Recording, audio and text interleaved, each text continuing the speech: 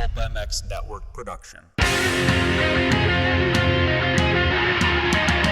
Welcome to the Troy Lee Designs and Racetech Suspension and Engines Blair Matthes Project. Welcome, everybody, to the Troy Lee Designs Racetech Blair Matthes Project. We are back for another week, not canceled, amazingly enough. Thanks for watching and listening, everybody. Really appreciate it. I like doing this show with Daniel Blair. Lots of news on that end, too. But first, thank you to Troy Lee Designs for coming on board this show. Email us using the contact form on ClubMX. We'll get you a code to save with Troy Lee, whether it's moto, whether it's mountain bike. They've been there for you since 1981. TroyLeeDesigns.com to check out the full range of products that they have. They're really proud of their helmets over there at TLD, so check that out. Email us if you want to save. Use the code. And thank you to Racetech as well. Suspension like you're riding on pillows. That's what Racetech's goal is. Racetech.com. Tell them you listen to PulpMX or this show, and they'll give you a discount. Get your moto work done over there, too. They do motors. They do suspension. Privateer proven over the course of a long, long time. So thank you to Racetech as well for the help in this show. I'm Steve Matthes. With me over there, sort of looking like a little fireside chat room or something, the Daniel Blair. What's up, DB? What's happening, Steven? Yes, you notice my my background has changed. I'm not in my studio. I'm about 3 hours away from home right now as we start this podcast. So lots to get into on the show. We're going to talk Boston, Foxborough, coming up this weekend, obviously. Talk some silly season stuff. Talk about a new show Daniel Blair's doing as well. And we'll tell you more about Zool's, Seat Concepts, Firepower, Maxxis, Decal Works, ASV Levers, Alpine Stars later. But Daniel, there's a lot going on with you this year, and we just got more going on with you. Press release dropped. You told us last week that you were at ClubMX. Well, the press release dropped. You are a ClubMX manager now. The facility down there in South Carolina is really, really cool. North Carolina, it's really, really cool. Lots going on, and you are going to be a big part of this going forward. You've got Supercross you've got your kids' amateur career. And now you did this. So take us through it a little bit. Talk about this ClubMX deal. It sounds like, I read the press release, it sounds like you are going to be doing a little bit of everything. Yeah, and I'll start with that. There was a recent acceptance from me in a long conversation with my wife where I was complaining to her, and I just said, you know what, I can't seem to find one thing that is meant to be my thing. And she said, well, what if your thing is to do a lot of different things? What if that's who you are? And I said, well, that's very tiring, but I guess it makes sense because I do a lot of things. And I think when you're a passionate person, you take opportunities, and sometimes those opportunities lead you down a lot of forks in the road, and sometimes they all work out and come back together. And that's kind of what this one was. And you read the press release, and it said I'm going to be doing a lot of different duties, but the cool thing is I'm doing them all for one place and one location, and it all circles around one thing, and that's going to be super rewarding for me. And honestly, it happened very fast. It started just with the conversation with Brandon Haas. I have a history with him in a relationship that goes back a couple of years since I moved here, and I would always come out to club for different reasons and bring out the Orange Brigade kids for a day or two. When Cade Manier was here, he came out when he was with me from Australia. Landon Pepper, Luke Fowler, all these kids had come out here. And they were just a great place. That the people here were always awesome. They were cordial. And then I look around and I just couldn't believe my eyes. So it was like a forever respect for what they're doing here on site. And then, of course, the race team. You saw Cody Schock win that heat race last week with a Juju and Joe Shimoda all over him, and he never broke, and he wins that thing. And it's like, man, that story is incredible, where Cody has come from and where he's gotten to. So I've had a crazy respect for everything Club Forever. And a relationship with Brandon and Mike B and Ben Graves. But it's always just been a loose relationship. And I got a call from Brandon, and Brandon said, "Hey man, I got an idea, and I have these thoughts, and we need to talk it out." And we just the conversation turned into a drive. And I came here last week, spent the day with him, and we walked around and talked about things. And he shared me his vision for club. And I look at the place and I'm like, this is complete. I don't know much more you could do here. But he's like, no, I want to do this and that and this. And he's so ambitious. And he said he needed help, and he needed someone to come in and relieve him of some duties that would allow him to do some things. And he said everybody on site just could use help, and they're in a big growth period right now. I think the success of the race team is obviously, it's working its way into the facility. People want to be here because they see what's happening with some of these kids, especially these futures kids. And so that conversation ended up leading to just a drive home where I just started imagining, like, really, am I ready to get back in and pour my heart out again? Because I've had 3 months to be at home and just kind of be wandering around the house. My wife's probably sick of me a little bit. And we got on the phone again, just a quick negotiation. It really didn't take much because we were so in line on every single thing, and that was it. I started this week, and we whipped together the press release. It was going to maybe come out yesterday, but April 1st is probably the wrong day to do that, especially with my life. My life, it could have been taken a lot of ways if it did come out on the 1st. And so we launched it today, and I was on track today, coaching with the Supercross guys and going into mindset meetings with all the amateur kids and in the yoga room with just integrating on site. And crazy dream come true, man. I never expected this. And a week ago, there was just no way this was even a thought. And I'm here 6th gear wide open as of today, and brought all my equipment because I know we have our show. I love doing this with you again. I think we do a great job. The fans love it, and I'm like, you know what? I'm staying up in Mike B's loft right now. I'm staying with him for a few weeks, so I got a nice, beautiful background. I got all my equipment, and we're going to talk Supercross. So here we are. So, are you going to all the races? Do you see yourself going to all the races, or some races, or what part of that? I would probably lean towards not many at all, if any, actually. Okay. And that was part of it because my son's 14 right now, and he really needs his dad. Like he wants to be a racer, and I miss time with him. I spent a lot of weekends doing what I wanted for me, and obviously those were jobs and obligations for our family, but those were for me. And he took a back seat to a lot of that, and he's a high priority for me. So.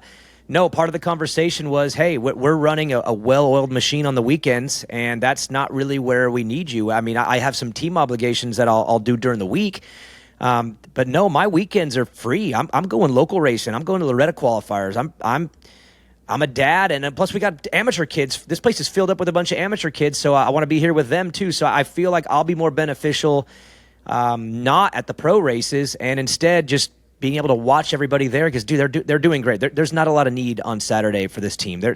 It's pretty fluid. So no, I would lean towards barely any, if at all. Yeah, they're definitely on the upswing, and we'll talk a little bit about that when it comes to the silly season stuff here coming up.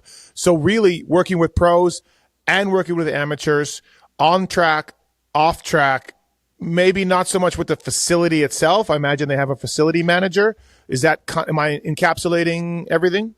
Yeah, they have staff in place that does an amazing job. I can't believe this place runs like it does with the staff they have because it's not like there's a bunch of employees walking around. It's a tight group, but they just all work really well. So mostly on the coaching, the training, on the pro and amateur side, a lot of rider management and family management. That's one thing I did at KTM very well. Is I'm really good with the families, especially with the amateur dads and amateur moms.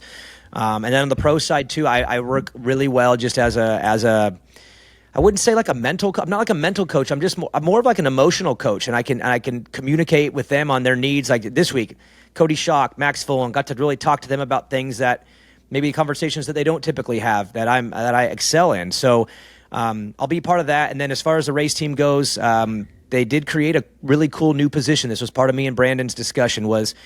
I've always seen the NFL as like the pinnacle of sports and just how they operate. And they have a position in the NFL called the Director of Player Personnel. And it really is, that's what it is. It's the scouting department. It's the recruitment. It's the negotiations, the signing, the player management when the players have an issue. They don't go straight to the head coach, so they got to go to to that person or that department. And I've always wanted to have a position like that because I like it. I really like that part of the sport. And so that is one of my responsibilities. I'll be the director of rider personnel here. So I'll be in charge of the scouting, the recruiting, the negotiations and the signing for the pro and amateur team. And then any issues that they may be having, I'll be that liaison in the middle that can help communicate things without it being so, I guess, so direct with the owner, Brandon, or so direct with Greg, the team manager. I can be that person in the middle to really be there to answer questions. And I guess when people have problems, sometimes in the sport, you get quiet and things just, I guess problems can grow because people get very quiet, and I'm not that way. I'm so communicative. I want to be in the middle of those conversations and help fix problems if they're arising. So that'll be my main issues, or not my main issues, my main responsibilities, and then obviously just recruiting and growing the facility and helping do camps and add to the training side. And just, I mean, honestly, Steve, it's like every single thing that I love. I can't even believe it happened. It makes no sense, but I literally, everything that you would put on a list that I love, that's my responsibilities. And here, of all places, it does feel fake a little bit, but it's not, because I'm here and I'm tired. I've had 2 tough days.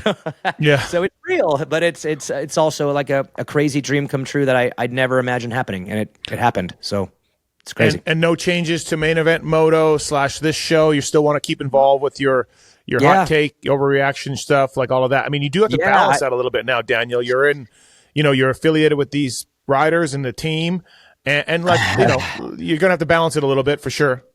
I had to actually had to talk to Cody Schock about that today. I said, "Hey man, so I've made some mustache jokes on you in the past. Where are we at with that?" And he's like, "No, those are fine." He's like, "I laugh every time. You're good." So obviously, I'll have to probably be a little bit smarter with that, because it's been loose.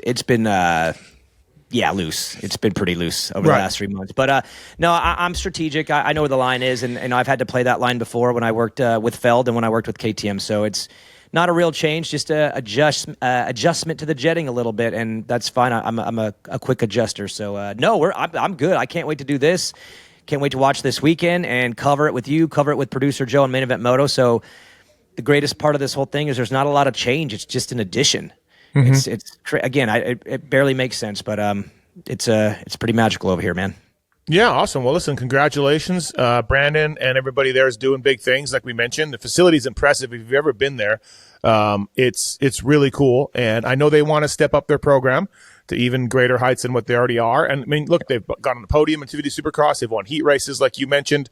They've done a lot in the sport on that side with the help of Yamaha. And yeah, I think Brandon is trying to be like Pac-Man and gobble more pellets and get bigger, Yeah.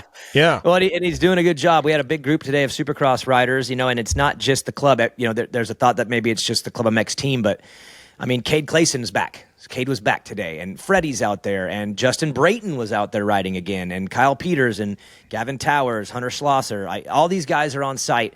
And it's a big group, and getting to watch Brandon coach has been pretty cool, too, the last 2 days. And right now I'm just more assisting him, but I'll be taking some of that weight off of him for sure moving forward. He does things very rad. I mean, just the way he communicates with this group, that it's weird that you could have a group that big and they're all in unison and they all work together and they're all complimentary of each other, even though they're battling hard. It's a weird, positive environment. And it starts with Brandon. He runs a really awesome program, and that was the intrigue for me, was to be a part of that. I didn't really see any cracks in the foundation here. There's nothing wrong with this place. I just want to help take it to another level, and I'll do as the best that I can with whatever Brandon asks me to do, because I respect him, and he's done a crazy good job, and the things he wants to do next. I mean, God, he is ambitious, and I don't doubt him for 1 second, because I'm looking at what he's already created. So it's amazing, man. It's going to be crazy, and yeah, but no, still, we'll cover Supercross. There's a lot coming out this week. I mean, we got the Dino stuff. Gosh, talk about nailing it. I mean, those guys nailed that. And just the sport is rad right now. You and I have talked about this all year, Steve. The sport is so cool right now. It's never ending for information and being able to get that information out. The fans are revved up, and we're in April, and people are fired up. So I'm pumped to move forward and keep on rocking and rolling with you, dude. Hey, by the way, thank you to the folks at firepowerparts.com. Firepowerparts.com. Loading ramps, as Daniel knows. Fantastic. Bike stands also, as Daniel knows. Firepowerparts.com. They got chains and batteries that a lot of privateers are using. Thank you to firepowerparts.com. And also thank you to the folks at Maxxis. Got the hat on. McGrath's developed these Maxxis tires that Cade Clayson and Bose Flug and Yoder and so many Chambers and so many other guys have used. Freddie Norn in main events this year. Thank you to the folks at Maxxis Tires, great mountain bike tires as well. Maxxis.com for more information. Thank you to those guys for coming on board. And Alpine Stars Protection as well. They make the boots.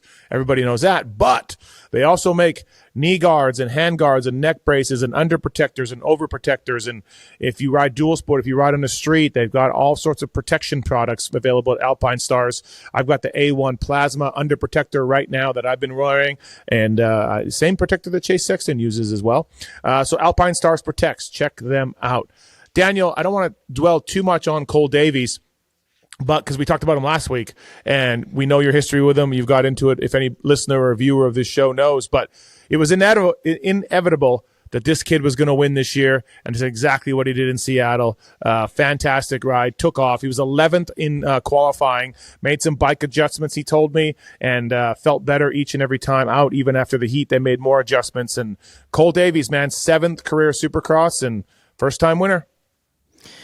He's as real deal as they get. And, I just think back to Futures last year, and he was so good there, but it wasn't a complete package yet because he was still growing. He was still learning a motorcycle because he was on a Yamaha for a long time. He had a Yamaha history, but he was learning the gas, and they were making constant improvements there too. And then he actually had kind of like a downward spiral with his results, but it wasn't from his riding. It was just things. It was just Supercross. Things happen. And then at Salt Lake City, he was fantastic. And even in our group text today with JT was watching Foxborough last year, and he's just like, wow, I like the improvements. But it's all built in his DNA from his early start. I'm really close with his dad, and his dad has told me a lot about how they went about things in those early days and how they prepared for this opportunity. They wanted to come here for a while. They knew they were gonna. And so they prepared a certain way. And if you notice, he's fundamentally flawless on the motorcycle. And he does everything right first, then speed second. And what we're seeing now is just him starting to uncork the speed. I even think back to Anaheim 1 and just the way he looked on the bike. I was like, he looks perfect. I don't know what else you would change in the riding. Now let's just turn the dial up. And he seems like he's done that every single week a little bit. And that's what the suspension changes are coming from, is he's going stiffer because he's getting faster. And that was the most complete version of him, obviously, we've ever seen. And he's 17 still. I mean, until August. He's a kid, man. He is still a kid. And it reminds me of those freaky phenom kids that come up like a Jet. You don't want to put him in those categories and put that kind of expectation, but what am I supposed to say? It's looking that way now. And that was a complete package. That's all I have to say, is that there's Cole Davies turned up to level 10. And good luck, everybody. Good luck. He does everything right. That's the thing. There's no cracks. It's unbelievable. I was talking to Mitch Payton. We did our pulp show Monday night from there, and this was an off-camera conversation with Mitch, and he talked a little bit about how, man, some of these foreigners that come here, and Cole Davies is one of them, and he's dealt with a lot, right? Porcel and Pichon and go on and down. Townley, yep. All of these foreigners that come here, and Mitch has been an advocate for hiring these kids for a long time. Not lately though, but for a long time he did, and he just talked about how hungry foreigners are when they get to America and they want to be successful in the number one dirt bike series in the world, and how desperation sometimes adds to the desire, let's say, of it, and Davies is in that boat, right? They don't have a lot of money. They sacrificed a lot. I talked to Coppins about the kid last year. Yep. And yeah, there's something there, man, for sure. And congrats to Davies and Starr and everybody else. Yeah, well, I'll give you one bit of insight. Even in my negotiations with Wayne Davies, his dad, when we were doing the deal, I was putting together a 1-year amateur deal for him that had an opportunity for 2, the regular thing you would do. And his dad didn't want that. His dad said, no, we want 5 futures races because Cole is either going to make it or we're going home. We're not going to stick it out and ride it out. He put the pressure on his kid and said, you have 5 races to prove that you're worthy of being here. Otherwise, we're going back home. Mm-hmm. And it was crazy for me to negotiate that way because usually everyone's always wanting more and he wanted less. and the reason why is because I don't think they were in for the long haul of just, all right, well, if that don't work, we'll try again. And if it don't work, we'll try this. And if it don't work... It was literally like, hey, we did a lot of work to get you ready. You're ready. Let's go and do this. Gas, and Daniel, they're giving you a platform. Will Hahn plays the biggest role in this, at least in America. That's who took him in and did every single, that's who crossed the T's, dotted the I's on this kid. And his dad, Wayne, said, you're getting everything given to you right now. Here's your shot. You have 5 races to do it. And if not, we're not meant to be here. Mm-hmm. And that's crazy to put on a 16-year-old kid, but as we're seeing, he was ready for it and he was meant for it. And there was no backup plan. It was make it or we're done. And that's crazy to me, but the mentality is built in him that way. And that's why he's lethal moving forward, man, because there is no backup plan. He's here to win and be a champion, a superstar, and that's it. And he's so scary, man. He's 17. That's why I keep going back to that, because there's still more to grow just in life. He doesn't have a lot of experience. He really doesn't. Yeah. He hasn't raced a lot. And his racecraft, I mean, even the way he did that moto, the racing in that was really good. So the lap traffic part, like, oh, man.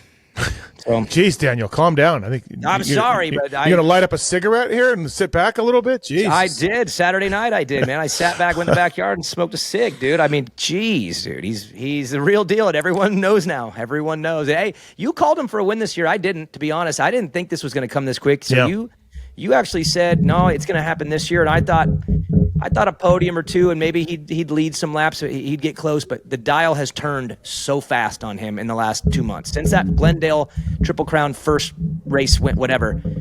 Like it is changed. His brain switched, and good luck, everybody. Next up, Honda HRC announcement came out yesterday, and it was brilliant. Grandpa Earl.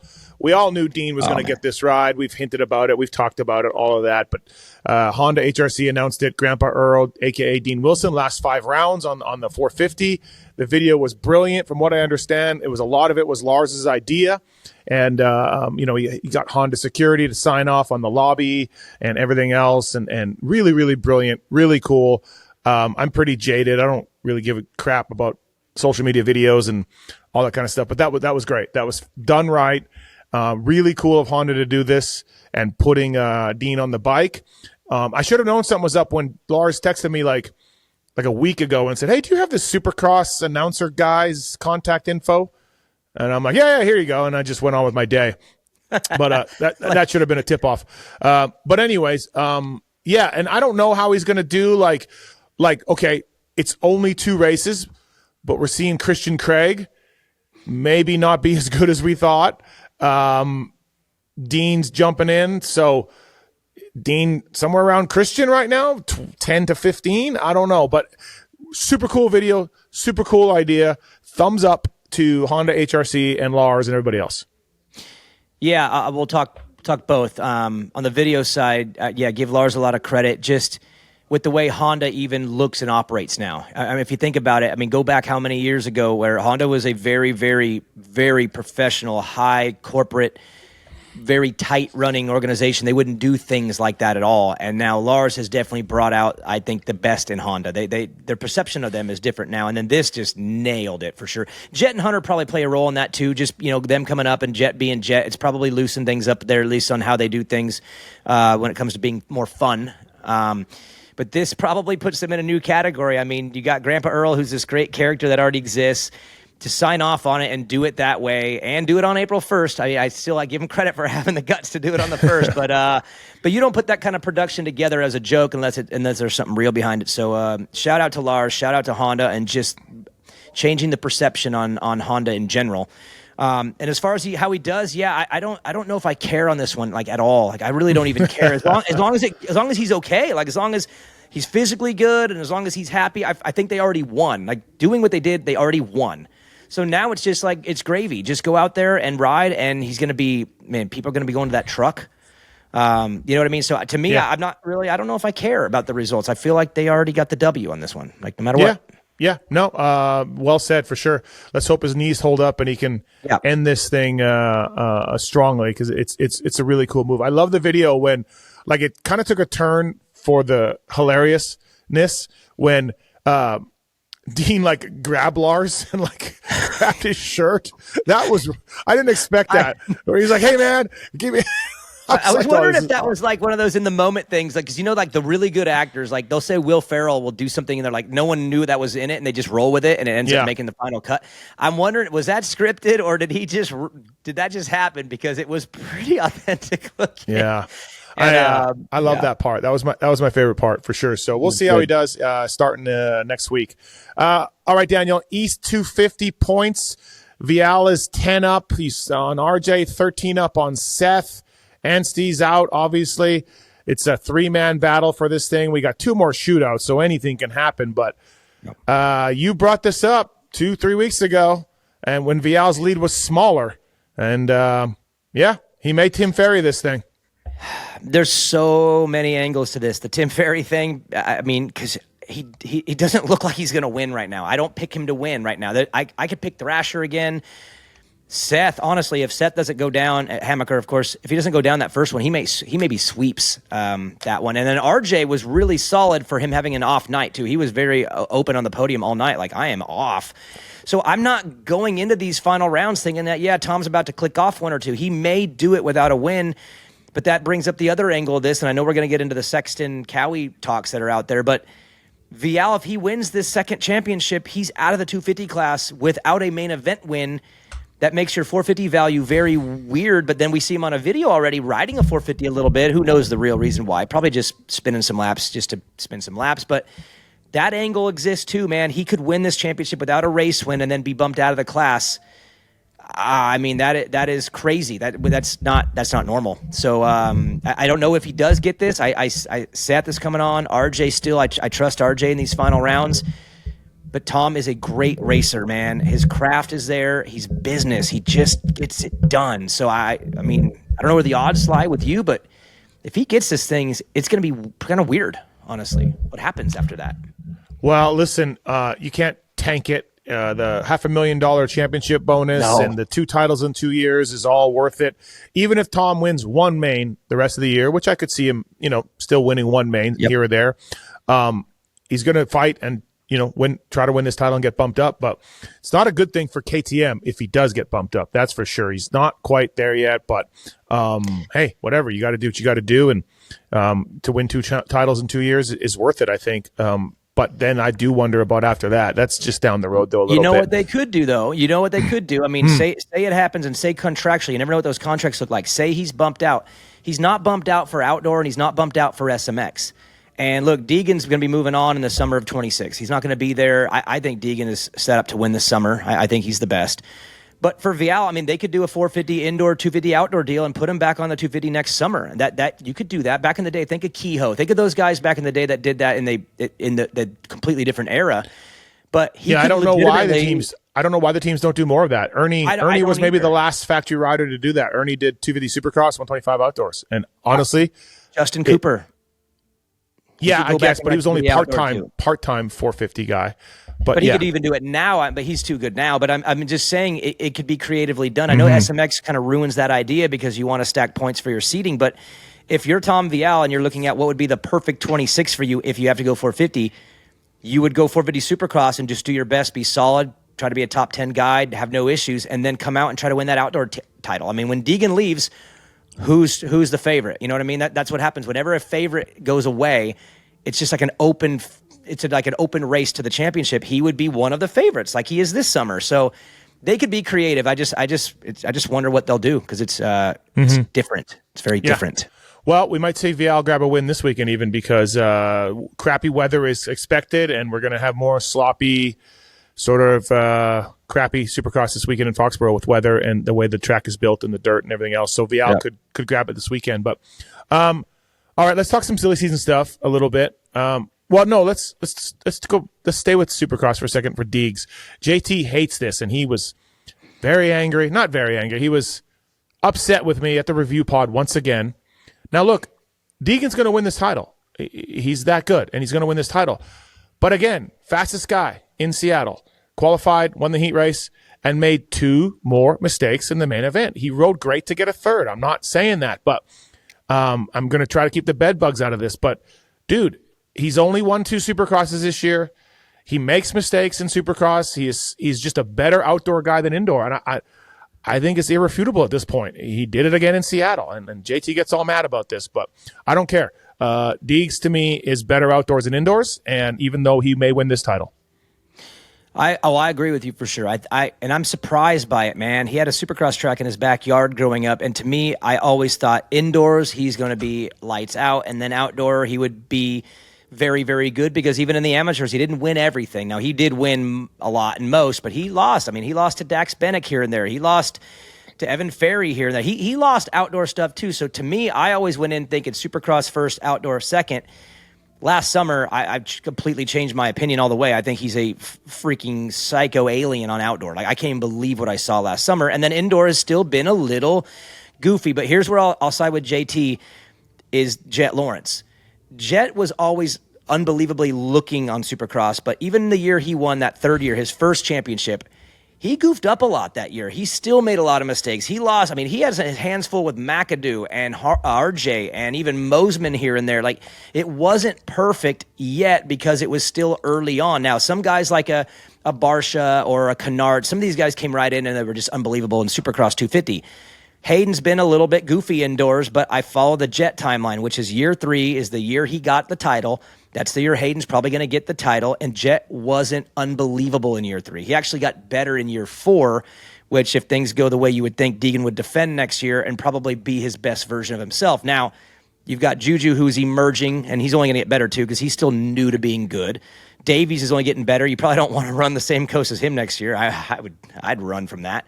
But year 3, I'm okay with him still being goofy as long as he gets the title and he does show the signs that it's progressing the right way. So I think he's okay.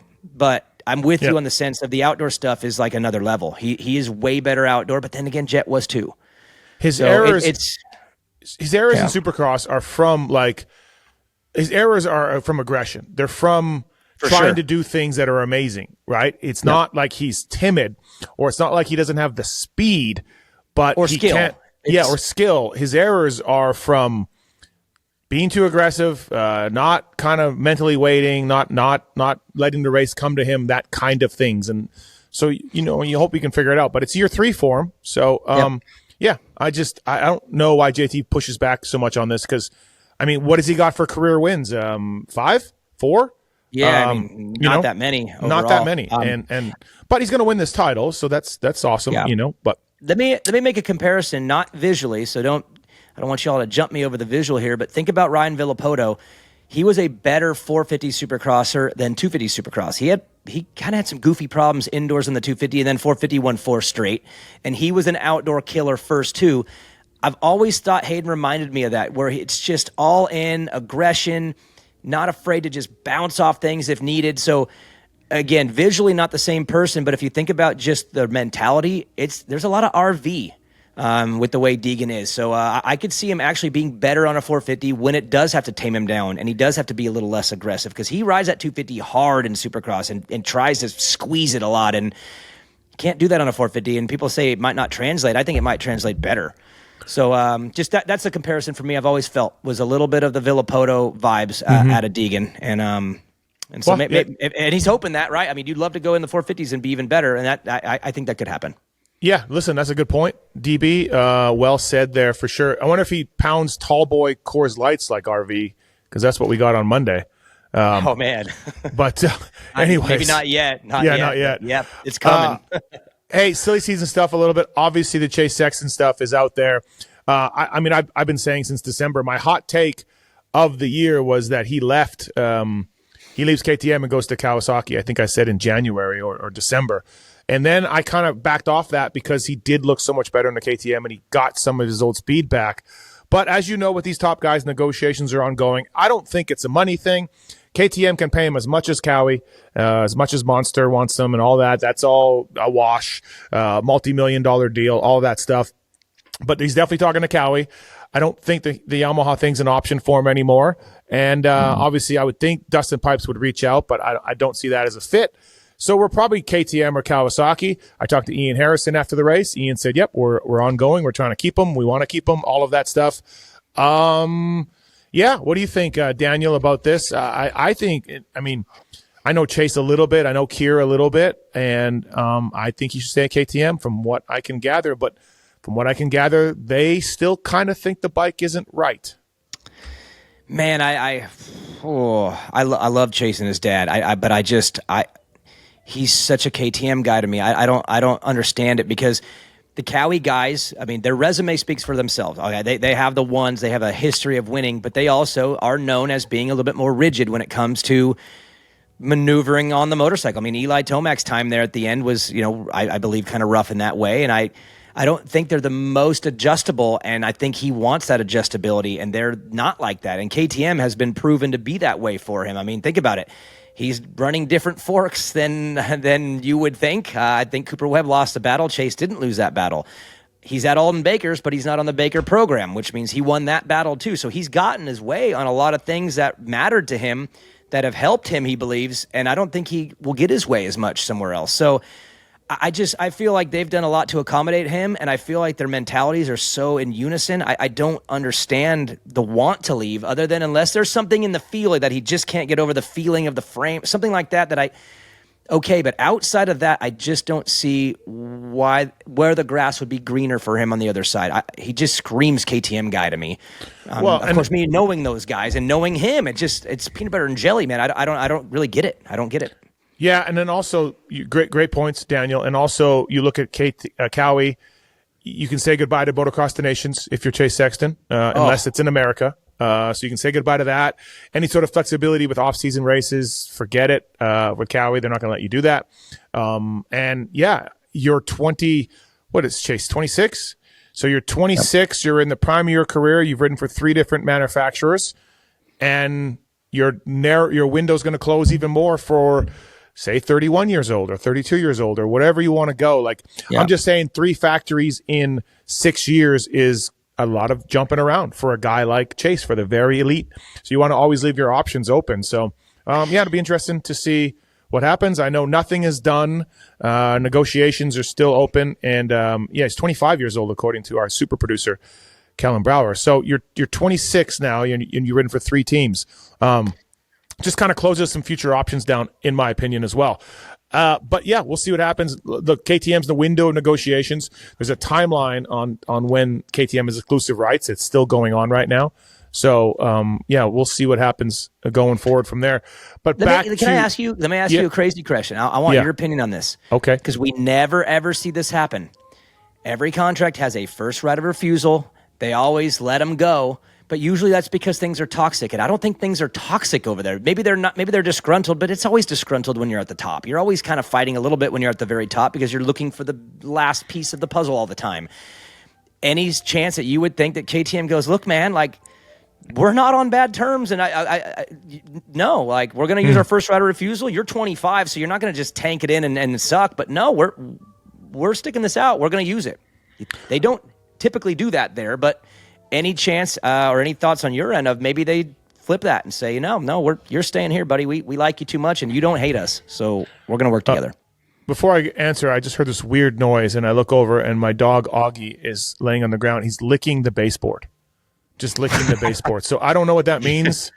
So maybe no first right of refusal for your dog. Yeah, I don't know, man. But like, what are you doing? Like, what was that? Paint tastes good? I don't know. Anyways, okay, yeah, no, they wouldn't use the first right of refusal. You want to leave, you got to leave. See you later. All of that. You know what I mean? I believe the only time that I know of where the first right of refusal was used was Bam Bam at Yamaha. Yes, at Yamaha, and then they eventually just let him go anyways. But Yamaha just traded him or something, right? Did they trade him? Yeah, for Thrasher. That's like the NFL move right there. Like, nope, we're gonna use the first right, our rights, and then we'll trade you. Yeah. I mean, maybe they do that. Hey, who did? Maybe KTM wants Prado back. Maybe they say no. Dude, Steve, let's go full NFL here. Nope, we're gonna use the first right of refusal. Call Cowie and say, all right, you want him? We want Prado back. Boom, deal's done. Trade him. Great. That'd be great for our sport, for our media sport. Yeah. God, our sport would be cool if they did that stuff.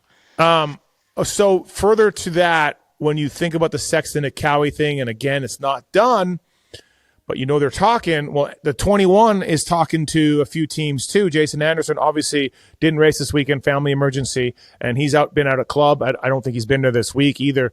But I hear the club guys are talking to Jason as well about like, hey, if that doesn't work.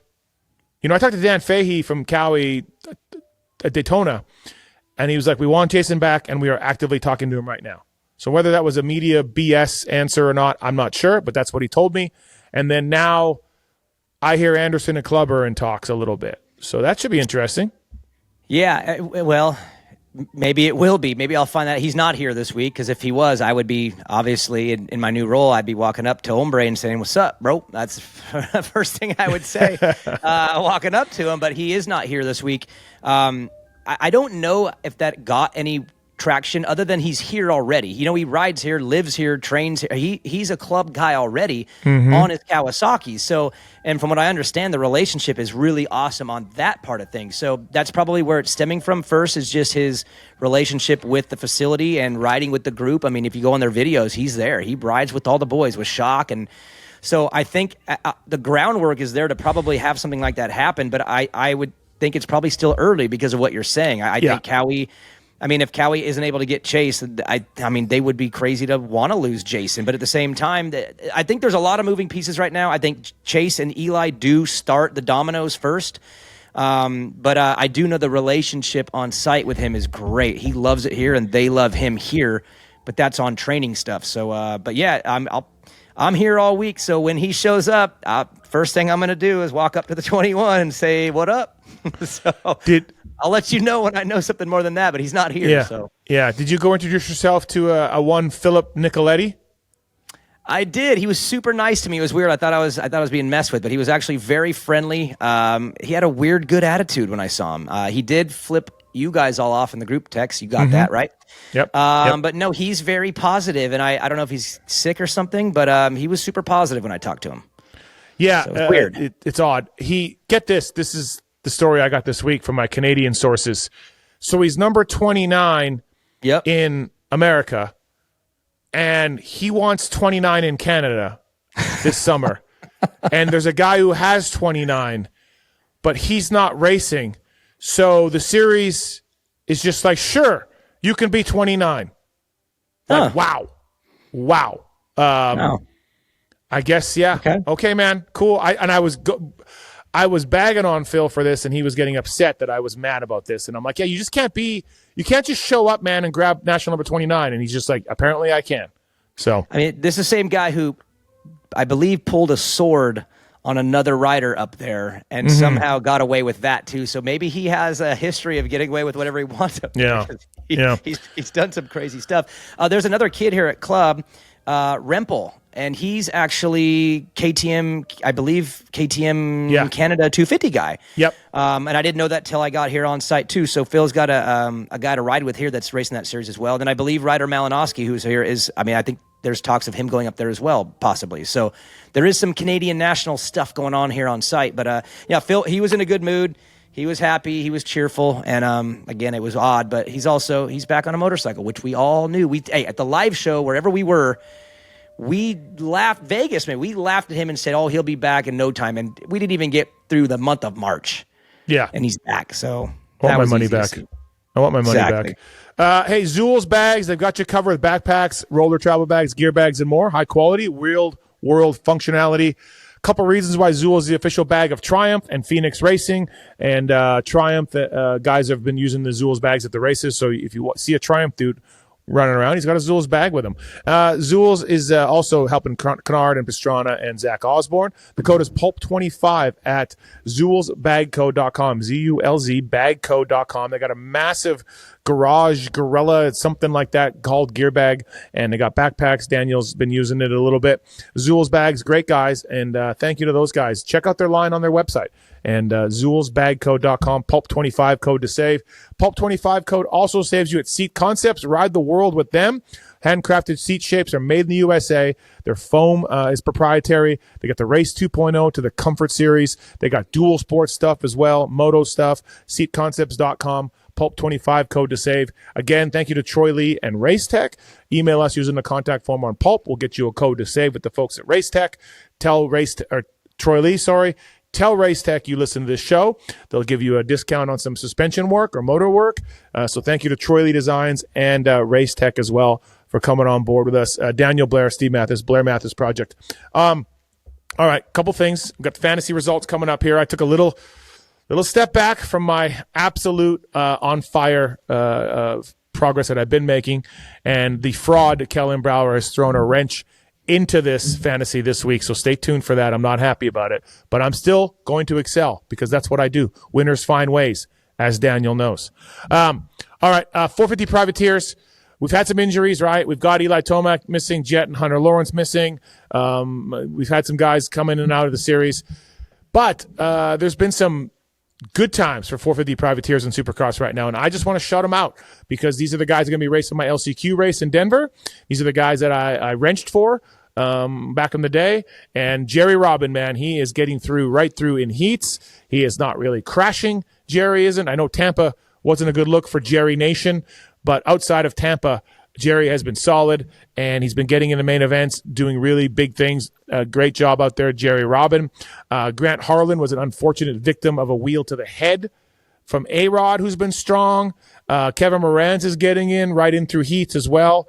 And Starling's made it in a whole bunch. So shout out to these guys, DB, for getting in and riding really well. And it's just when you work for these guys, when you follow them like I do, you and Daniel, as a coach, dad, consistency is hard. And consistency for these dudes is hard. That's why they are not the Colt Nichols and Shane McElrath or better of the world. Stringing laps together without they can jump all the obstacles. All these guys can, just like Hunter Lawrence and all that. But consistently, they can't. And finding consistency is the key to being a great racer. And any PulpMX fantasy player knows that also, because sometimes it gets frustrating watching these dudes do 8 out of 9 perfect laps and then eat shit on that 9th lap. And you're like, what are you doing? So that's a roundabout way, Daniel, of saying good job to these guys. They're finding consistency. They're finding their ways into the main event. Shout out Moranz. Shout out Jerry Robin, Starling, all these guys. They're really doing a good job. Harlan should be in every week main event. He's had a little issues here and there. But A-Rod, too. Anthony Rodriguez has been on fire lately. So, shout out to these guys, Daniel.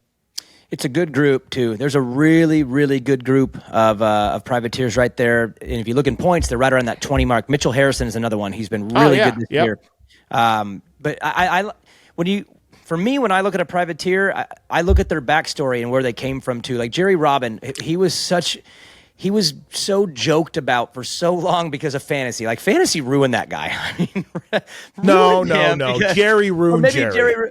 Jerry ruined Jerry, but because of fantasy, it really brought to light some of his struggles, and to see him be pretty dang good. And not just like he's getting in because he's like lucking his way in. He's straight fast. Like he is ripping and getting in and becoming a regular. That's hard to bounce back from when he had a history of blowing it a lot, because as a racer, you kind of become what you are. And he, for a long time, was the guy who blew it. And then he blew it again. And now he's really not doing that at all. And that's a hard thing to grow out of. So shout out to him. And then Moranz, dude, I'll give you a quick Moranz story. Back when he was just kind of I didn't even know who he was. And Kristen Beat was doing arena cross. And she calls me and goes, hey, there's this Moranz kid doing arena cross. And he's on the road. He's looking for a place to stay. And I actually let him stay with me. He came and I didn't even know him. I hit him up. So you can stay with me for a night. He stayed on our living room floor. This is back in early arena cross Moranz days. And to see what he's built for his team and the way he goes about sponsorship, and now he's just a 450 main event dude, like that is a rad story when you have a backstory that doesn't come from a lot of success. So shout out to Jerry and Moranz for those reasons. And then Mitchell Harrison, again, just the way he's riding. And then shout out to Cade Clayson. He was actually back on track today, and he should be back racing here in the next week or two. We both have a relationship with Cade. But those guys, they don't have the same level of speed, which means they really have to ride that fine line to get the job done. And like you said, when you ride that fine line all the time, it's harder to do it every lap. And when they put it all together, it's like magical for them, and it means a lot to them. And then when it doesn't, it's because they're on that edge. They're having to be on that edge. So I like when it goes well for those guys, especially the ones that are, I guess you would say, unexpected.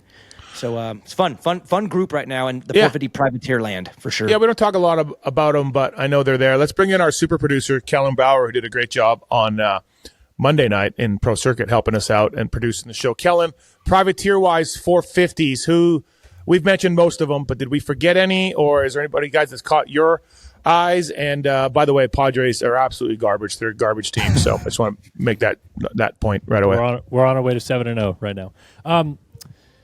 No, I think you guys touched on most of the top guys or the top privateers that have really shined through this year. I know that you and I talked on Moto 60 a little bit ago about Jerry. Like to me, Jerry's just been, man, it's just been awesome to see, because I know where he was about a year and a half ago. Like the shoulder injury that he had was borderline going to end his career, and he just decided to come back for fun. And it seems like with without putting pressure on himself, that's maybe what's caused him to do a little bit better now too. So it's just nice to see some stabilization there. And then all the guys that you mentioned as well. Like we always see this every year where a few of the 450 guys go out and you see that privateer overflow become main event mainstays. But for whatever reason this year it seems like a whole different crop than normal. Like normally it'd be the Freddies and guys like that would end up in those groups. But now it's even more like of the full privateer type of guys getting in, which is just kind of nice to see them be able to get some good success. Yeah, I'm going to get Jerry on a pulp show here shortly, one of these weeks. But Kellen, didn't he had a bad shoulder, like a labrum or something, and he was struggling and he was crashing, and then he got it fixed. And then I think he hurt it again and then just said, screw it. Do I have that right, or is it a different shoulder? No, you're right. And he hurt it again, and that was when I think he was like, okay, I need to be done. Okay. And then he just was like, a month later, I kind of feel pretty good. Let me go ride. Let me go try. Let me go see how it feels. And that's where like the the switch flipped a little bit, it seems like, where the pressure was off on what he could expect out of himself. And it was just like, how can I ride still? Can I do anything? And he would come out and ride much more like what he knows and he's capable of himself. Yeah, shout out to those guys. Also, too, Troy Lee Designs, Race Tech, Zool, Seat Concepts, Firepower, Maxis, Alpine Stars, and also Daniel. We got a couple other guys. Yeah, Decal Works. From beginners to seasoned vets, race teams, project builds, and magazine tests, Decal Works' mission is to cater to those who love to ride, upholding the true definition of quality, service, and knowledge. Visit decalmx.com and use the promo code PulpMX25 to get 20% off your custom graphics. And then ASV Inventions, innovating motocross components and tools for 25 years, made in Southern California since the year 2000. ASV backs every high-quality American-made part with the industry's best customer service and warranty. ASV products are tested and used by top AMA pro racers and teams in Supercross and motocross. Ask for ASV at your local shop or visit asvinventions.com. Use the code PulpMX in all caps for 20% off. There we go. Thanks to ASV, guys. I got the front brake lever on Blue Coup bike, and I love it. It works really well. And Decal Works, guys, it doesn't get any better than them. They've been so awesome to work with for us on the pulp side of things. PulpMX25, code to save. Get graphics. Get Blair's face on your graphics. They'll do that. Decal Works. They'll absolutely do that. Couple more things before we wrap up and get to fantasy here as well. So, Daniel, you've got the ClubMX announcement that we just talked about. You've got the Blair Matthes project, main event moto. I don't know if that overreaction show fits in main event moto, or is that a separate show? I don't know. As YouTube. It's okay. a YouTube show. That's YouTube thing. And then also Greg Albertson, who is at the game. He was in studio in PulpMX a few weeks ago. Great guy, and him and Kiefer are great. Were great together that night. You have started an amateur motocross podcast with Greg Albertson. The world needs more motocross podcasts for sure. But I'm bugging you. But what? Yeah, tell us a little bit about it, where you can find it, what it's called, and all that. It's called Everything Amateur Motocross. It's on YouTube. It's on Spotify. It's on all the places where you find the podcast. And Greg's been bugging me forever, and he's like, "Dude, we need to do an amateur pod." And I finally was like, we need to do an amateur pod because there really isn't a lot. There's a couple of them out there, but there isn't one that covers the news all the way. And he's in it every day, and now I'm in it every day. I mean, that's been a big part of my life now for a couple of years. And we're really good friends, and we're both very passionate. We shared a couple riders as far as the ones that he coached and then I managed at KTM. So we've had crazy amounts of contact all for years now. And it's like, why don't we just do a podcast and start giving these kids some recognition, because there's a lot of these names. And again, we're going to graduate these kids up into Supercross Futures and Combines and SMX Next. That's all coming for them soon. But why don't we start kind of treating them like little mini racers and talking about their results and talking about their progress and going into the different classes. And so we just kind of had an idea, and we did one, and we're like, let's just see if people like it. And the response was like, wow, that is awesome and needed in the amateur world. So we're going to go every other week for now. It's going to be every 2 weeks. And obviously with him at Game Moto and now me at Club, working again with amateurs and being on the coaching side again, which I hadn't been in for a while, it just makes perfect sense. Even more now today than it did a week ago when we did the first one. So everything amateur motocross, and catch it where you catch your podcast and start learning about kids like Tace Morgan and Easton Graves and Jaden Smart and Talon Rogers. These are names y'all don't know yet, but you're Yeah, gonna I'm know these out. kids. I don't know Yep. one word you just said. But Like I was speaking in different language. Yeah, but, you you may as well will been know them. That's the thing, is you Swahili. will know them soon. Yeah. soon. And those are kids that we're going to be talking about all the time. No, you know what? Paul Parabinos has approached me a couple times about doing an amateur motocross podcast on my network, and I was like, "Yeah, go ahead." Like, I agreed. I thought there was an opening. I didn't want any part of it, of course, but I told Paul I would help him and support him, and he broke it down, and I totally agreed. That yes, there's absolutely a spot for this. Well, now you've killed Paul's dream, although I don't think he hasn't talked to me for about a year, but he did have a dream, Daniel, of doing this. So I think it's well needed. You and Greg are certainly plugged into that, and hopefully people will listen. So I'll smooth it out with Paul Friday night. He's in my neck of the woods this weekend. I'm gonna go see him on Friday night, and he's very focused on other things at the moment, like his downhill mountain biking and just being in Paul shape is and strong, and then having a sick kid, dude. His kid, I'm telling you, bro, NFL. That kid. I'm a straight up Instagram fan of his kid. And he's going to the NFL, dude. He's a mean little guy too. I love it. He's starting to run routes. He's going to do some tight end work. Anyways, sorry, got off track there, but I'm a fan of Paul's kid, big time. I can't wait to when this podcast gets a little bit more in the off season, we get into cowboy talk with Daniel. That's gonna be fantastic. Just watch him like hit his head with a book over and over. Hey, a couple things. So last week on the show, Blair Matthes project, I held up the photo of the. Did we put that in the show? Of MXA when you had motocross action. Well, then just being me, I tossed the magazine aside and didn't put it back where I got it from. And so then I started looking through it one day when I was up here before or after a podcast I did. And it just I love looking back at those old magazines. So to wrap this thing up before fantasy, I thought we would take a second, all three of us, and just talk a little bit about favorite riders when we were kids. Now we're all different ages. I think Keller is even younger than you, DB. So we're all coming from different angles on this favorite rider thing. And I'm going to age myself, obviously. But, man, growing up, and it's so cool because all three of us now get to hang out with these dudes that we idolize. It's phenomenal. But, yeah, for me, growing up, first of all, it was Ross Rollerball Peterson. He's Canadian champ. He got on the podium at U.S. Nationals. So it was always take that, America. And Ross did really, really well.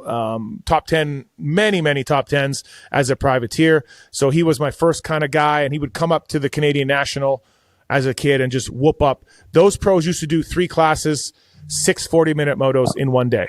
It was just nuts, and Ross would win all of them. And then that transition, kind of as I got a little older, rollerball was getting on the way out, and then I started liking Ron Lachine, Damon Bradshaw, who now I consider those two guys my friends. Lachine was sort of the old school guy, looked really good in JT gear, and then Bradshaw and the way he rode and all of the Bradshaw stuff that everyone knows is legend. I was right there. I was a huge Bradshaw fan. A little bit of RJ. I always felt like it was either you had to like RJ or Wardy, and you couldn't like both. And I liked RJ. And then it kind of transitioned a little bit into Jeremy. And even though Jeremy was whooping up on everybody, and I was older now, I still thought he was so fucking cool. And then I met him and hung out with him. And then I was like, that dude is even fucking cooler than I thought. So that was kind of, and then once I got involved, no longer had any favorite riders outside of Tim Ferry and Kelly Smith and Nick Way and the guys I worked for. But that was sort of my history of as a child into the McGrath years of my favorite dudes. And we'll go next up, Daniel. You can tell us a little bit. Yeah, I think when you're young, because it was the same thing for me. Like when you're young, you end up liking people that you have a connection with in some way, even if they don't know it, And for me, Jeff Ward was probably one of the first because he was short. He was a little guy, and I was always little. Short. I mean, hey, it is what little people like. We like little people. So, I liked him in the Stanton, Wardy, RJ, Lachine, O'Mara, and that whole generation, because I loved, that was when I first got into it. Wardy was my guy. I always think back to it, Atlanta 1990. That's one of the best races of all time. And I always think of Wardy that night because he ended up getting a win with the big old triple pump off the finish line. And then he goes off the next double and does another. So I loved Wardy.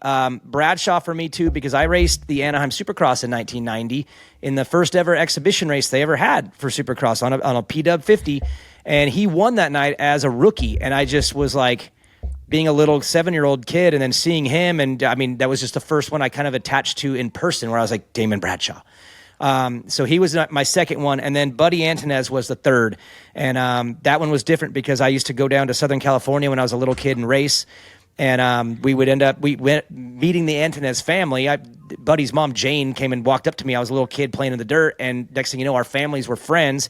And we ended up going down and staying at their house like every weekend. That's who we stayed with in my younger years. I ended up being the ring bearer in Buddy's wedding. So hold on, was this Buddy 125 Pro already? Before this is 80. Budman R&D Suzuki 80. This is Budman World Minis getting in a fist fight, dude. And I was already close family friends with them. This is, yeah. Who did he get a fist fight in with? Who did he fist fight? Clowers. Tommy Clowers. Oh, I didn't know that. I never heard that story. Oh, dude, Pops the Tomcat, dude. Oh, and the dads, and I mean, yeah. Oh, yeah, big gnarly one back in the day because he was awesome RM Suzuki 85 or 80 guy back then. Yeah. But no, he was like a family. I mean, he's Uncle Buddy to me. I've known him since I was the littlest of little guys, like 5-6 years old. Ended up being the ring bearer in his wedding. So and then I grew up, turned pro, and raced arena cross with him during his legendary run. I was like 15, 16 years old, and he was the guy. So I have crazy buddy relationship going back to my youngest years. So for me, it would be probably Wardy, Bradshaw, and Antonez would be the three that for me were in my younger years. All right, Kellen, again, the youngest of us. Kellen's going to tell us all about how he really liked Eli Tomac. Yeah, and he's going to make us feel so old. Yeah. No, so I was born in 93, and I really started paying attention to Supercross when I was like 4 or 5.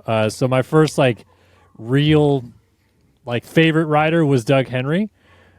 Just because right around that time he was like a borderline title contender in 97, and then obviously won an outdoor title in 98. So, I kind of gravitated towards that a little bit. But then when he started getting hold on hurt, a second, that's a little weird for a kid from San Diego, like in the mecca of motocross, to like the hardworking dude from Connecticut. Like it is what it is, but that you would think you'd be attracted to a local San Diegan or a California dude. I was a McGrath fan, but just by nature of I've always been more of an underdog type of guy. Yeah. And so it was cool to see McGrath win all the time, but I'm like, I want someone to beat him. And so Henry was that guy a little bit for me, and Ezra too. Like I was never really a Fro guy. I was more Lusk and Henry in that kind of late 90s era. And then when Henry started getting kind of hurt more and was at the end of his career, I became a Wyndham guy. So I was like, K-Dub was pretty much my main guy from like the early 2000s till late 2000s or so. So Kellen, what's the first Supercross you remember walking around at as a kid? The first Supercross I ever went to was 98 LA Coliseum, and Henry. So do you remember that? Yeah, Henry led 19 laps of that in the mud. Tortelli caught him late. I was crying all the way back to the car. So you were 5, and I'm in my second year of being a mechanic. Like, shoot me. Just shoot me, dude. Yeah. In 98, I was pitted by the Moto Triple X guys, working for Ty Birdwell. We were kind of like on the, against the fence to the left of the pool, the Olympic pool and all that. That's where we were pitted. I specifically can remember Jordan Burns from Moto Triple X throwing CDs out into the crowd that was surrounding the box fans and hitting fans in the head, and you were 5. Yep. I'm sorry. I couldn't control when I was born. But yeah, Wyndham was my guy. Screw you, Kellen. Wyndham was my guy for most of the early 2000s, and then you cried when Doug got passed though by Tortelli. I'm going to put you in a text with Rarick. I am going to do this because no one loves Doug Henry more than Seth Rarick. That makes sense. It was so little though, and my favorite guy crashes, and then I watch him kick the bike for 4 minutes after that. So. But yeah, so I liked Wyndham a lot, and then I kind of became a Chad Reed guy in that Carmichael, Reed, Stu era again. Oh my God, an underdog fan. I liked the racing in general, and I wasn't I hated Ricky or Stu, but I was I like to see Reed get up there and mix it up. So I liked Chad a lot. Like that 05, 06 era all the way until until the end of 2-2 Motorsports. I gravitated towards Chad a lot. And then obviously became a big Ben Townley fan from GPs, and then coming over here. And that was kind of the last really guys that I was like big fans of, because by 2012 I was working in the sport. So, yeah. So like 03, 04, 05, when you went to go get Chad's autograph, did you ever look over at the 15 bike and be like, look at that thing. It looks good. It looks prepped really well. Look at that mechanic. I'm pretty sure I have Timmy's autograph on a poster somewhere. I'd have to dig it up, but yeah. Yeah. God, dude, this was my idea, and I'm pissed. This is a shitty segment. Why? What's wrong with my picks? No, it just shows me how old I am. Like this thing sucks. Sorry. This is absolutely terrible. This is a bad idea. There's 5-year-old Kellen. But you guys thought I would pick Eli Tomac or Ryan Dungey, and instead we were being sarcastic, Yeah, but then it did bridge into not that long ago. Chad wasn't racing that long ago. I'll tell you what, though, going back to DB's pick, like I was 14, and Budman had the mullet, R&D Suzuki high point gear on an RM80. That dude was, and he was on those TNT Cavalcade Golden State races. Budman looked awesome. I wanted to be Budman for sure. I was like, dude, that guy looks sick. He was like, to me, as a guy, as a kid in Canada, Budman was everything that was Southern California cool. Oh, you totally. know? His hair was blonde and it was big. He looked like a lion's mane, dude, with a mullet. Dude, that's the Budman I knew as a little kid, man. I thought he was the raddest dude ever, too. Yeah. And then he turned pro. I remember number 60, 1990 on a 125. And then I think about the mud race at Hangtown that he almost won. I think it was Henry. Did Henry won that one, yeah. He won that one, yeah. Man, crazy Budman memories. I always laugh, and if you listen to Re-Raceables, we talked about this a ton. I always laugh because, like, Suzuki would have poured, I don't know about hundreds of thousands of dollars back then, but Suzuki would have poured in, $100,000 into Budman, and he's their next guy, and he rode Suzuki's, and he was really good. And then, as Budman tells the story, like, they signed him at 16 to turn pro, and they're just like, see you at the races. Like, he got on the wrong plane to New York one time. He couldn't rent a car. He took taxis everywhere. Like, you'd think Pat Alexander or somebody at Suzuki would be like, hey, this is our guy. Like, we got to nurture him, help him, get him a trainer, a coach, all this stuff that happens today. Like Cole Davies and Hayden and all these dudes, what happens today. They're not just winging it. No, and Budman was literally like he was Hayden Deegan in 1990 or Ricky Carmichael. I mean, Budman was that good and expected to be that good, and Suzuki's just like, all right, kids, see you later, man. Like no guidance, no anything. And if you talk to Budman, his parents held real jobs, so it wasn't like the dad. They had to work. So it's such a different attitude and era back then for these kids, but. Yeah, crazy. That was a shitty segment. I don't want to do that ever again. It was good. I think some of the listeners will love it, dude. And they're probably going to be screaming in the comments their favorite too, which is cool. That's why we bench race. All right, before we wrap this thing up, fantasy for another week. As you guys know, I've been absolutely on fire. And this week, took a little step back. It happens. Joe DiMaggio's hitting streak ended. Wayne Gretzky was eventually beaten for the MVP by Mario Lemieux. These things happen. And so Seattle... so we did, just to let everybody know, Jason Anderson was one of my riders that the fraud gave me, but the family emergency happened. He didn't race, so we're not going to penalize myself for that. And in return, we also didn't take Daniel's worst rider, which was Barsha. That was his worst score. So only 2 scores count towards fantasy this week. And I think that's fair. Jason had a family emergency, and I shouldn't be penalized by that, and neither should Blair for having all 3 riders. So the riders we did count, Michael Mosman, I said 12th. He got 6th. Gavin Towers, I said 16th. Towers got a career best 10th. So I was 12 off, 6 by each rider. No bueno. Garbage. But everything good comes to an end. Daniel, we dropped your Barsha score like we dropped my Anderson score. And you had a Matthes week. Beaumare, you said 3rd, he got 4th. Hunter Yoder, you said 12th, and he got 13th. So you were off by 1 in each guy, and 2 for an overall score of 2 compared to my 12. Now I'm still up 20. I'm still up 24 on you, but great rebound. Yeah, great rebound by you. Let's go. All right, Blair Matthes Project, Troy Lee Designs, Race Tech. Email us using the contact form on Pulp. We'll get you a code to save with Troy Lee. And tell Race Tech you listen to this show, and they'll give you a discount. And we are now going to switch things up a little bit. Not really happy about it, but let's bring in Kellen, and we're going to do Foxborough picks. Here we go. All right, so I kind of wanted to do a privateer one because we just had a discussion about that, but because it's probably going to be a mutter, I'd rather not have just like a complete maybe they get in, maybe not type of rider group.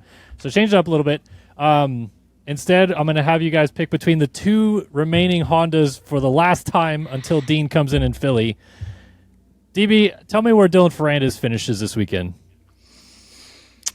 Dylan, okay. He's been riding better. He said he's got a transmission from Honda. He's got some parts. Yep. I'm thinking we're gonna be weathered. I think it's gonna be cold, which means I think he'll do well in that too. Environment will play into his hands. Let's go with a 8. 8 for Dylan. Okay, I'm gonna jump back and forth between you guys. So Steve, for you, Shane McElrath, the other Honda. Okay, Shane has been on a really good roll lately. Last week was a step back. I expect the conditions to be similar to Seattle, and so we'll take that step back, and we will go to a 14th for McElrath. 14th, okay. Let's go, Shane. Let's jump to the 250 East class now. The last two winners, I'm going to have you guys pick between them. DB, how about Seth Hamaker? Oh, man. Okay. Man, he's coming on right now. A Northeast guy, Northeast living. Let's go 2. Second. Okay. Second.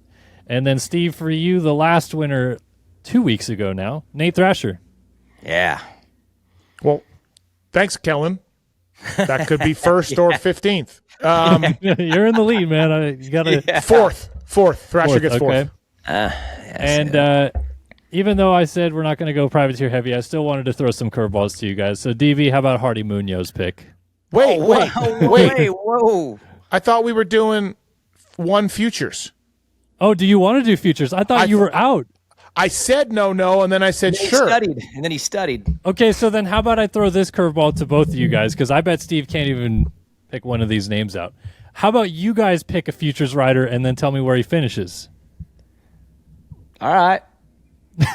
Steve's he's got to look at the list. He doesn't know any. But wait, do we know who's go? I mean, we don't know who's entered. It's pretty much the same list. It I is? don't think there's really going to be... Is the Russian kid coming? Yeah, that's my pick. I'll go 1. Russian kid's going to be there. Yeah, I'll go Federstoff 1. Do you want me to tell you a pick, Steve, for real? No, I want the Russian kid. No, I want the Russian kid. He just picked him. DV just picked him. That's not fair. He knows all of them. He doesn't know I only know the Russian kid. You only know the Russian. You know Vincent There's Way. been 2 guys that have won already this year, and you don't know who their names are?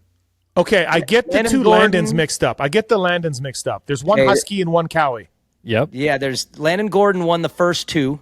Landon Gibson is the Husky kid. That's my rider. Okay, all right. I want the Cowie kid that won the 2. Okay, what place? First. Okay, and I'll go at Federstoff for first. Yeah, We're gonna rebound. We're gonna go 1, 15, and 1. All right. Yeah. And he's gonna get the championship. He gets the number 1 plate after the race. Pittsburgh. That's at Pittsburgh. No. They get number 1 plates. They don't count the points, Daniel. I know they're all championships. They're all champions. Everyone's champions. Yeah. So. Yep. Yeah. Okay. All right. Well. Man, this is going to burn Steve so bad. Next week's going to be very hard to listen to Steve because I have inside information. Let's just say the Russian kid can ride the mud. So wait. Is my kid not going to be there? What do you mean you have inside information? No. I just know that mine's good. I know that mine's good in the mud. That's all. Your kid should have gone 2 for 2. Absolutely. Yeah, but I'm going to count on him throwing it away again. Okay. Yep. I love it. Just remember that for next week. Kellen, write that down. I would pick the Russian. If the fraud let me, I would have put the Russian kid in probably 2 or 1. So, all right. Landon's pretty good. I think you'll be okay. Yeah, I just worry about the weather a little bit. Like, isn't he a California kid? You already picked her first. Yeah, okay. I mean, it'll be fine. He's okay. All right. Well, screw you guys. Listen, it's been a fun show. Daniel Blair, ClubMX. Daniel Blair, the amateur. What'd you call it? Amateur motocross podcast. Everything Amateur Motocross. Everything amateur. No, is that really the name? Yeah, it's called. We were going to call it Amateur Hour, and then someone else had that we both respect a lot. Has a good show, so we just did Everything Amateur. Hey, that didn't stop Ping from just naming his show another show, and then told that guy to screw off. We went with Everything Amateur Motocross. Okay. We went straight, as hard and simple as possible, like nothing outside of just direct. Yeah, I mean, Ping had a show. He named it Whiskey Throttle. Then the Whiskey Throttle guy told me that he said, "Hey, Ping, that's my name." And Ping was like, "Yeah, sorry, man." So you could have just went Amateur Hour. Nah, we launched. We're out there. Okay. It's Everything All right. Amateur. All right. Well, listen to that, and listen to Main Event Moto, and listen to this, and watch this, and then see Daniel Blair at ClubMX as well. And yeah, it's a fun show, fun time, Foxborough. So thanks to our sponsors. Use the codes. Thank you, everybody, for coming to this and enjoying this. And Kellen Brower, good job. The fraud has spoken. And Daniel, thanks, buddy. Appreciate it. And till next week, everybody. Later. See ya.